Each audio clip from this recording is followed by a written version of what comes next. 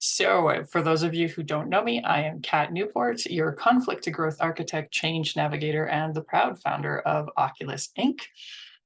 Welcome to Oculus Inc. Ignite Momentum, the lunch series where we explore the realms of conflict, leadership, and empowerment. So let's take a look this week at Untangling Tensions, and it should resonate with all of us because where there is two people, there is conflict. So as we embark on this journey together, let's take a moment to recognize the importance of addressing tensions and conflicts. In our fast-paced world, conflicts can arise from various sources, affecting our relationships and productivity. And today we're going to delve into strategies to untangle these tensions and pave a way through positive change or for positive change.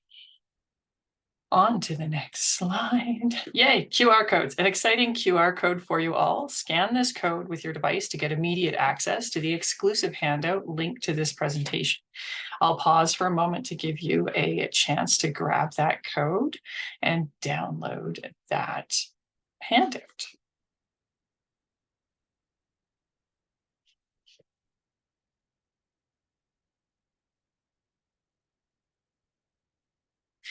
Now let's take a quick look at the agenda. We'll be covering three main topics today: owning your judgment power, understanding how your judgments shape your perceptions or our perceptions, because we all do it, and problem-solving approaches. Breaking the conflict cycle by exploring the role of thoughts and escalating conflicts and learning how to interrupt those negative patterns. And finally, talking like a pro, discovering the importance of active listening and open-mindedness in fostering constructive dialogue and tamping down the power of judgment. So without further ado, let's dive into our first topic. Take a moment to reflect on a time when your judgments influenced a situation, whether in a personal or professional context. So when was your judgment influencing a situation? Keep this event in your mind as we delve into the core of our presentation. If you find it challenging to recall a specific situation, I'll share one from my own experiences. I do quite a bit of volunteer work, and there's a team member on one of those groups that frequently interrupts others, especially during disagreements or conflicts of perception. When decisions don't align with her preferences, she tends to restate her own ideas without providing insights over and over. Even in discussions about fundamental concepts within our organization, she interjects to emphasize her viewpoints, often repeating the same basic principles over and over again. This scenario vividly highlights the complexity of personal judgments and underscores the imperative to navigate such dynamics for more effective collaboration. She sees something that she thinks doesn't align with what should be done, a judgment call should, and then tries to change the trajectory into what she thinks it should be, also a judgment call. Our judgments wield significant influence over how we perceive situations, react, respond, or predict what is going to happen, and how we approach the problem solving thereafter. It is very easy to take our feelings from one relationship and transfer them on to another. For example, if you don't like having people ask you to do things because it reminds you of how your college roommate used to treat you and that relationship ended badly, it's easy to, instead of waiting for me to behave differently towards the current situation, you may make the judgment that, I'm just like your college roommate, and you make preemptive action to stop that relationship or that situation from ending badly for you. That's a judgment call, also known as transference. So as we continue, consider how these judgments shape your experiences and your interactions. So not only how you experience your life, but how you react to it. Taking the first big step. So unraveling our predictions from the past. I know I said this on the last slide, so I'm going to expand on this a little bit. So embarking on a journey to untangle tensions begins with acknowledging and understanding our own personal judgments. And rather than trying to eliminate these judgments entirely, focus on becoming aware of them. So let's explore strategies to overcome these judgments, guided by the realization that often You're not reacting to a situation. You are predicting how this situation will will play out. This means that in the heat of the moment, your brain isn't actually responding to what is happening now, but is trying to predict the outcome based upon your past history. This diverts your attention from the person and the current event, making those repetitive cycles. It happened this way before, it's going to happen this way again, because we're predicting from the past and putting that on the current situation, saying it could never possibly be different. So going back to my volunteer work example, where my team members' frequent interruptions and strong opinions prompted a deep self-reflection for myself, because I'm the only person on the planet I can control. So how do I become a catalyst for change in this situation? This experience really compelled me to question my preconceived notions and my judgments about effective communication and the value of diverse perspectives. A pivotal moment in untangling these tensions occurred when I acknowledged the judgments I was making that were triggered by her actions. So what she did triggered a judgment on my part, and I had to go, whoa, hang on a minute. I realized that my frustration and discomfort were closely tied to assumptions formed by my past experiences, predicting how discussions should unfold and how team members should express themselves. A lot of shoulding going on. This acknowledgement wasn't just recognizing reactions to the present moment, the meeting I was in with my volunteer partner here. It was an admission that I often predicted the course of interactions based upon my historical life experiences. This recognition marked the essential beginning of a journey towards a more open-minded collaboration, emphasizing the importance of understanding not only in our reactions, but also in the predictive nature of our responsive. By doing so, we're breaking free from the constraint of historical decisions and historical judgments and fostering a more inclusive and empathetic approach to collaborative problem solving, looking towards the future.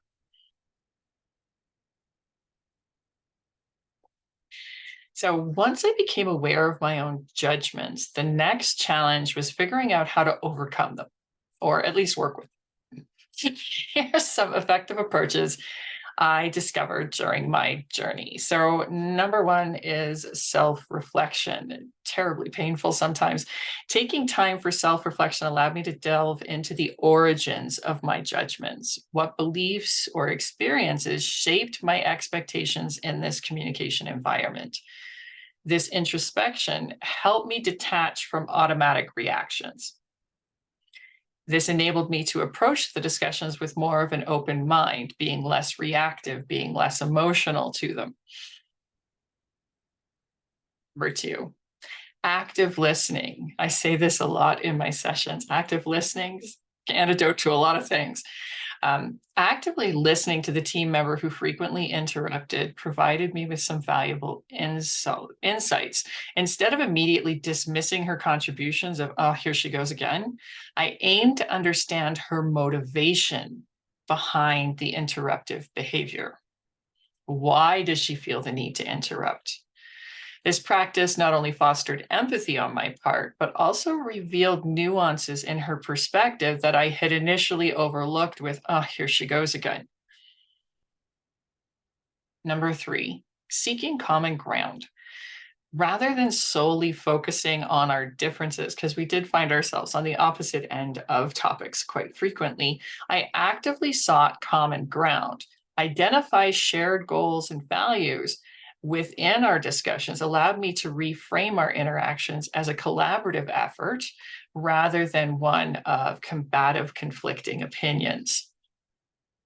And finally, effective communication. We all think we communicate, but engaging in communication and seeking resources to support the development of effective communication definitely equipped me with practical tools for navigating disagreements. You might see that as funny as somebody who talks about conflict and is a mediator and does all these things. My conflict management skills and my judgment skills are constantly under refinement. Learning techniques such as paraphrasing, summarizing, and asking over open-ended questions significantly contributed to more constructive conversations as opposed to, oh, just stop talking already. Okay. Recognizing and acknowledging personal judgments marked a pivotal first step in unraveling the complexities of team interactions. Then, by employing these strategies, the ones you're seeing on your screen, I not only started fostering a more harmonious team environment, but I also gained valuable insights into the diversity of perspectives that enriched the team. My journey emphasizes that untangling tensions requires a conscious effort to understand and overcome our own judgments first before trying to figure someone else out. Breaking the cycle. So, understanding the conflict cycle. So, when an event happens, it's important to remember that your thoughts about the situation can escalate the conflict. How dare they do this to me? What are they thinking? All of these are internal thoughts that are causing more pressure to build. Conversely, if, oh my gosh, they must be really upset to say something like that to me, starts to deflate that balloon of conflict. So, takeaway here, thoughts escalate or de escalate conflicts.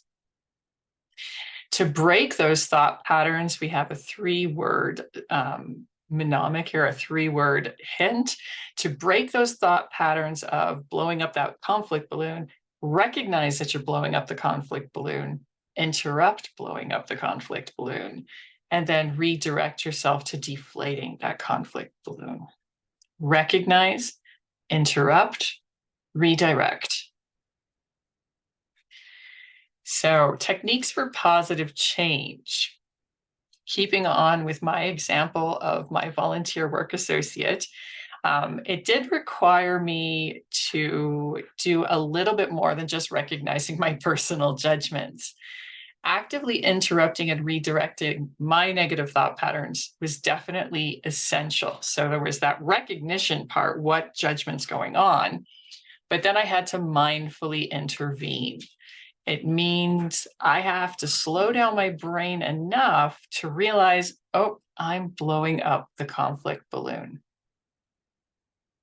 I have to be aware of the signals in my own body that says, oh my gosh, the conflict balloon is blowing up. My cheeks go red, my fingertips can get tingly, my breathing can get shallow and rapid. These are all signs that that conflict balloon is starting to rise. Your body sometimes can realize that balloon is going to go far quicker, but then your mind can pick it up. So once you realize you've got that blowing up going on, it's time to stop blowing up the balloon. Pause. Think about why you're blowing up the balloon. What's making the balloon go up, and what's a more helpful response? And then breathe.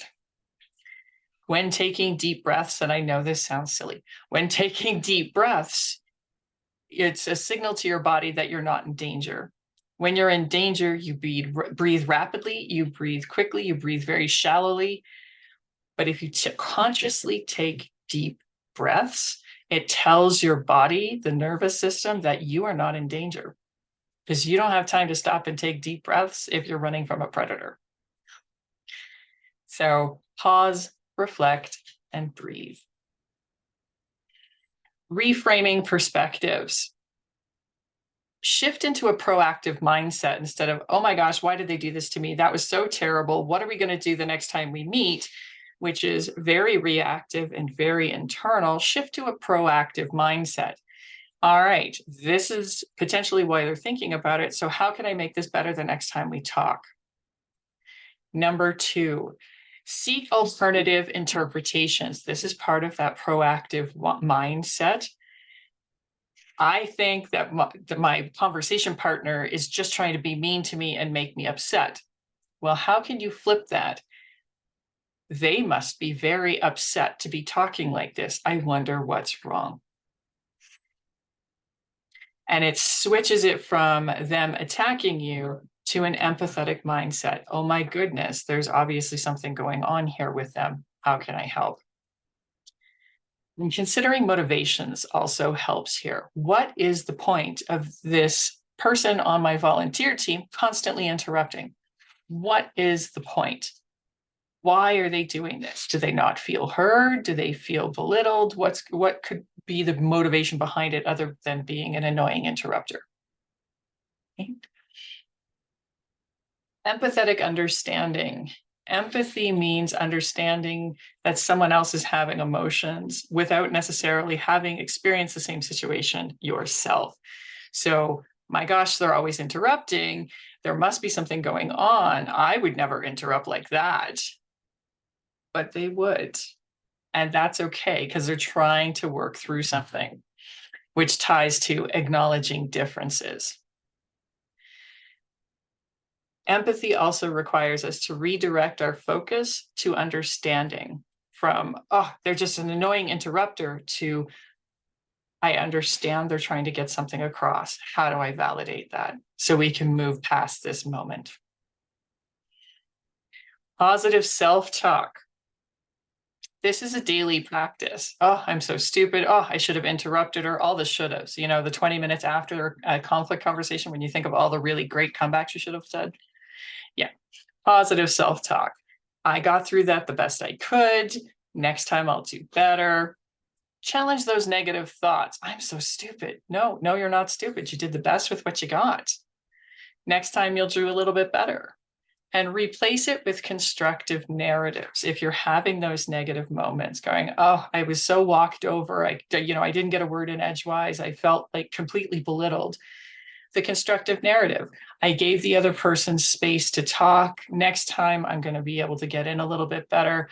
I held the space really, really well. I didn't let my emotions get the better of me.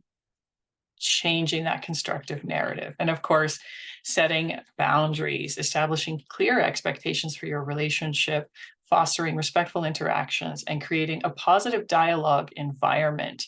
And that starts one little step at a time.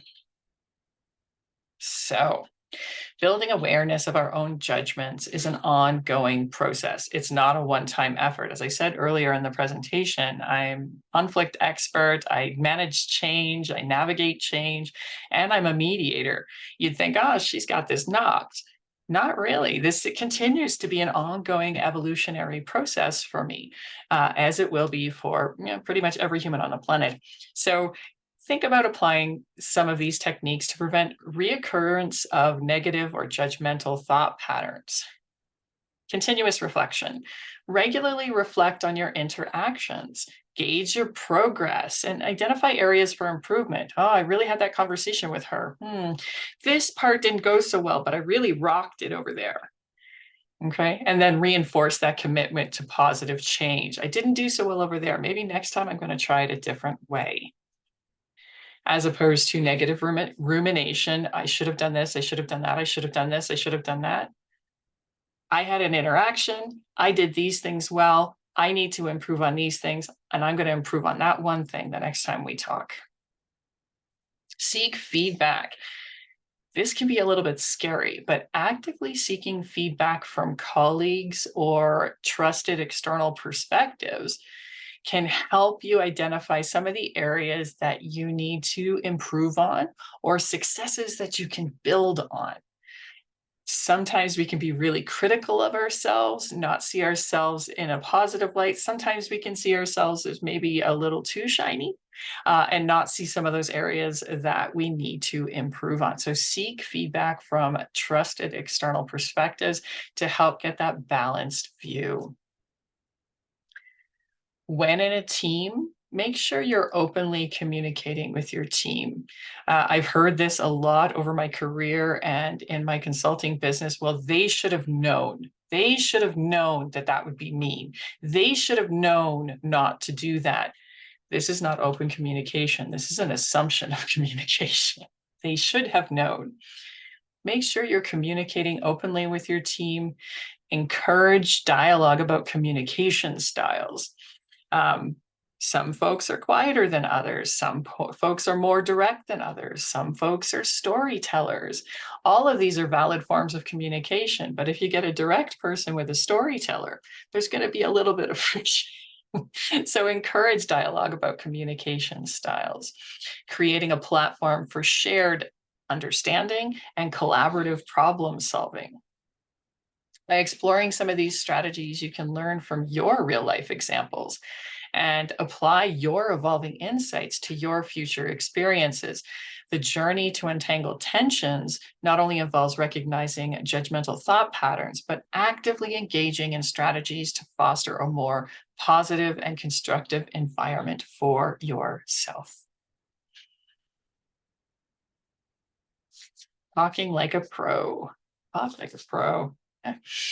Navigating team collaboration when judgment and prediction is playing a role involves adopting empathetic and responsive techniques. So let's break some of these down. The first one always comes up in my presentations. It is super, super important. Before you talk, you got to listen. Okay. You were made with 2 ears and 1 mouth for a reason. You should listen twice as much as you talk. Be present in the moment. Don't think about other things. Don't answer your emails or be distracted by side conversations. Judgments creep in when you're missing parts of what the speaker has said. So listen fully to reduce the filling in of the blanks by notorious judgment. Reflect back what the speaker has said in your own words and then ask them, am I understanding you correctly? This avoids assumptions and judgments on your part. So it stops them from creeping into the conversation and then that balloon starting to blow up. Wait until the full thought has been presented to you. In other words, don't interrupt. And then use the yes and technique. The yes and technique reduces judgment as you need to see the value in the other person's side of the conversation. Yes, I see the value in that. And then you build on those positive points. Further, yes and reduces judgment by taking out your need to say, I agree or disagree with you, or that was a good idea, that was a bad idea. Those are all judgments. So think of yes and. Yes, I see your point, and I'd like to offer this, versus yeah, but. Stopping interruption. If you're faced with someone who is an interrupter, use facial and body language to pause the interrupter, such as slow down a minute. Can you just give me 1 second to finish my thought? Politely acknowledge input. Okay, yeah, I definitely see you, Jim. Absolutely. But I would really like to hear what Sally has to say before we jump into another line of thought. Okay, politely acknowledge input while expressing a desire to hear the complete thought from the person who was interrupted. Redirect focus to the initial speaker, emphasizing the importance of everyone expressing their ideas fully. This sounds something like, okay, I thank you for adding that on, but Sally, you were saying something before Jim jumped in. Can you finish what you were saying for me? Brings it back around and gives Sally that opportunity to finish her idea. Not taking things personally. This can be sometimes challenging. Maintain your composure when you are personally interrupted.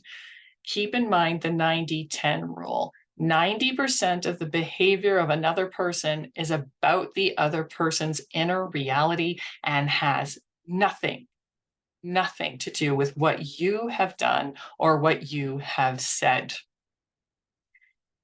If you cannot pause an interrupter, another tip here, if you cannot jump in and stop the interrupter from interrupting, after the interruption is over, jump back in yourself saying, thank you, Sally, but as I was saying before you jumped in, and then finish your thought. It does require active engagement in the conversation. Being open-minded. Recognize the need for openness in your communication. Even if someone disagrees with you, this is good. Disagreement and conflict builds creativity and innovation. If we don't see all the sides of a problem, it's very hard to solve the problem. So when in a disagreement or a conflict, if you relabel it in the creative process or in the innovation stage, it changes your perspective on it. So recognize that need for open communication. All the parties actively working to overcome personal judgments. And finally, view those interruptions not as disruptive, but as an opportunity to understand underlying motivations, fostering a more open-minded approach to team contributions. Jumping into promoting constructive dialogue. All right, actively address the challenge of active listening and open-mindedness. If you have someone who habitually interrupts on your team, explore privately why they feel the need to interrupt, what would work better for them moving forward. In that conversation, you may also want to directly communicate the difficulty in engaging fully when you're constantly interrupted or when you're consistently or regularly interrupted. And aiming to create awareness about the impact of disruptive communication on effective dialogue and collaboration. So it's 30 minutes on the button. Your key takeaways today: recognize the impact of personal judgment, acknowledge the influence of personal judgments on your interactions, and understand how judgments shape perceptions and your responses. How do we do this? Foster an environment that values diverse perspective and implement the practical strategies we've discussed to promote that open-mindedness. Break destructive patterns. Unravel your past and look at those predictions and how you react. Recognize the tendency to predict based upon your past experience and practice mindful reactions to break free from those historical patterns. And practice those techniques to interrupt and redirect your judgmental thought patterns. Actively intervene when you see that bubble start or that balloon starting to blow up, and employ strategies for stopping those destructive communication cycles, like the reframing we talked about in that positive self-talk. And finally, talking like a pro. Establish a culture that values uninterrupted communication and use effective communication strategies like we've discussed on the last couple of slides to address interruptions when they happen. Always take a look at those personal judgments in communication and foster an environment where you can talk about those judgments or assumptions in a safe way to create and innovate solutions to the problems at hand. So that's it for me. So thank you for joining today's presentation. You can catch a replay of this on Rumble. It'll be posted in the next few weeks. You can share it with your network if you found it insightful. The upcoming session, Navigating Change, Strategies for Adapting to Organizational Shifts, is coming up on December 12th. So don't miss out if you want to engage in the Q&A after this session. Spread the word to your colleagues, friends, and network. I would greatly appreciate it. If you're looking to enhance your skills or provide growth opportunities to your team in the new year, I do offer individual and organizational coaching and consulting services. Reach out for a free exploration chat. You can book that on my website that's on the screen. Let's make strides together as we head into fiscal year end. My social media handles are also on the screen. Stay connected and continue the conversation. Follow me on LinkedIn or Instagram for more insights, updates, and future sessions. So this is where my recording will stop and we'll jump right into the Q&A. So